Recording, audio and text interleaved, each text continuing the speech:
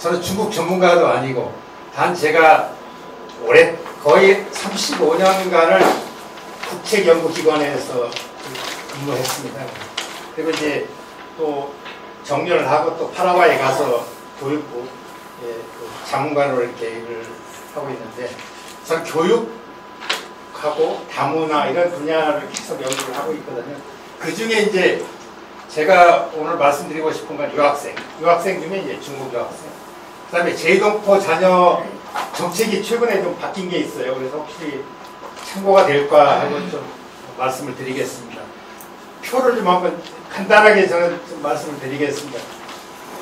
이 표를 글씨가 너무 작은데 자료를 보시면 유학생이 우리나라 한국에 들어온 유학생이 2019년까지 계속 이렇게 증가했어요.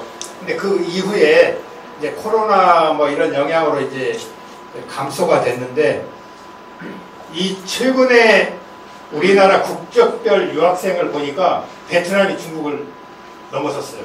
지금 현재. 그러니까 베트남에서 한국에 유학 오는 사람이 중국보다 좀 많아요. 지금은. 옛날에 베트남이 62,000.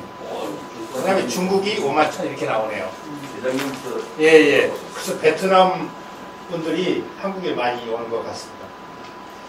그리고 이제 사실 우리나라 유학생이 이제 많이 들어오는 것도 있지만 우리가 또 많이 나가요. 그래서 측면에서 제가 그 유학생 수지 한번 좀 예.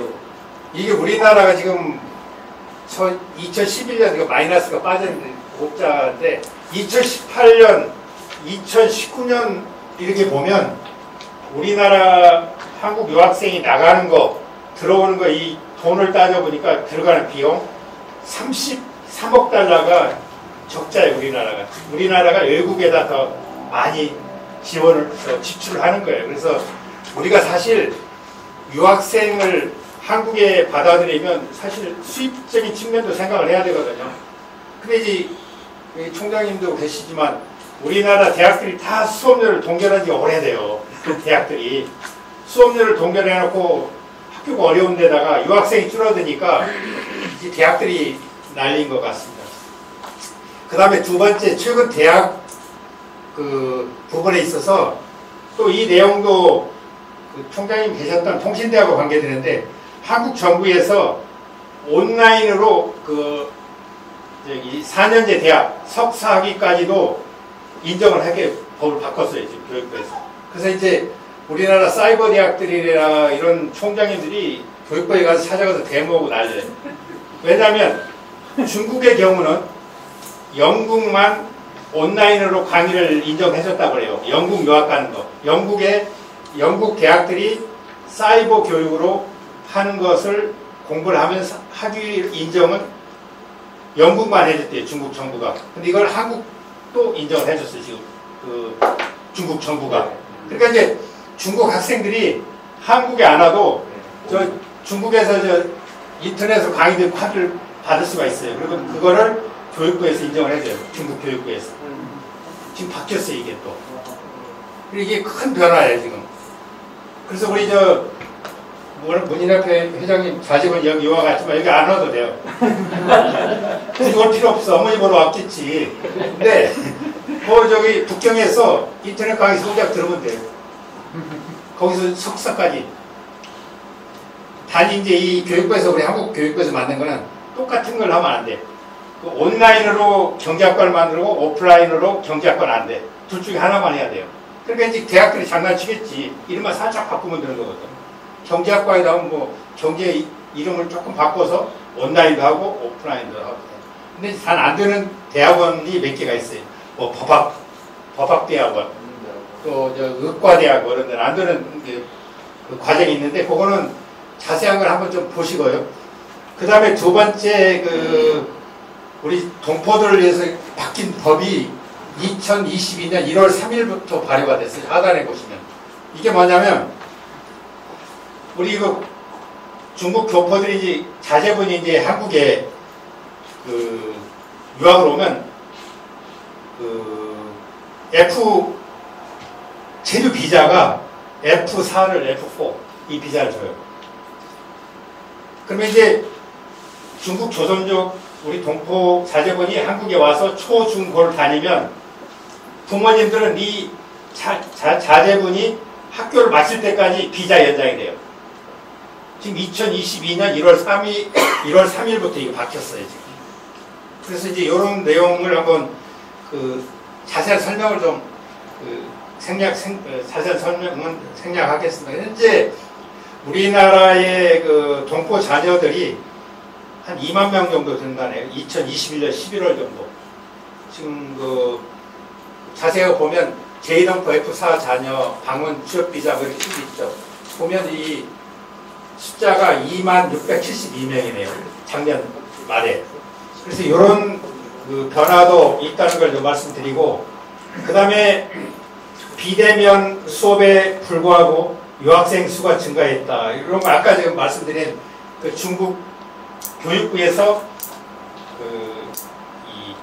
좀 정책을 바꾼 부분, 이런 내용들은 좀 자세하게 글로 써놨으니까 좀 한번 보시고, 또 하나는 우리 정부에서 전문대학이나 이런 학교를 나오고 취업이 가능한 비자를 또 발급한다네. 좀 자세한 건 모르지만 원장님 좀 밑으로 내려오시면 하단에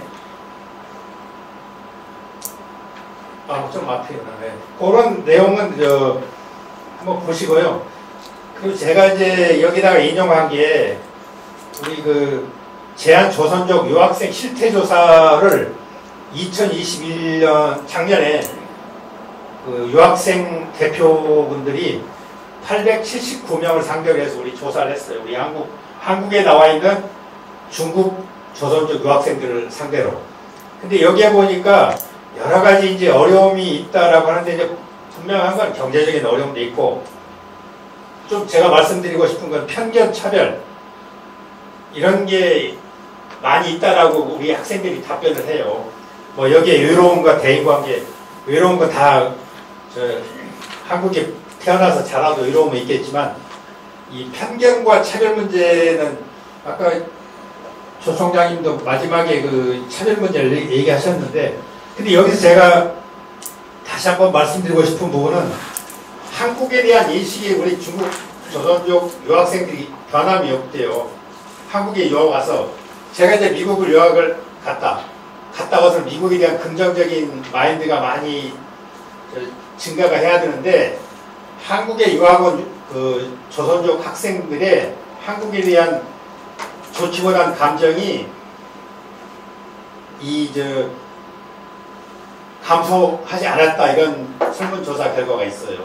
한국에 유학을 오면 우리가 생각에 한국에 대한 반응도, 한국에 공부를 왔으니까 더 좋아질 거로 이렇게 생각했는데 그게 아니라는 거예요. 그 말이 맞는데, 예. 우리 아들이 한국 유학하고 결혼은, 이 한국이라는 나라는 별 볼 거 없는 나라다.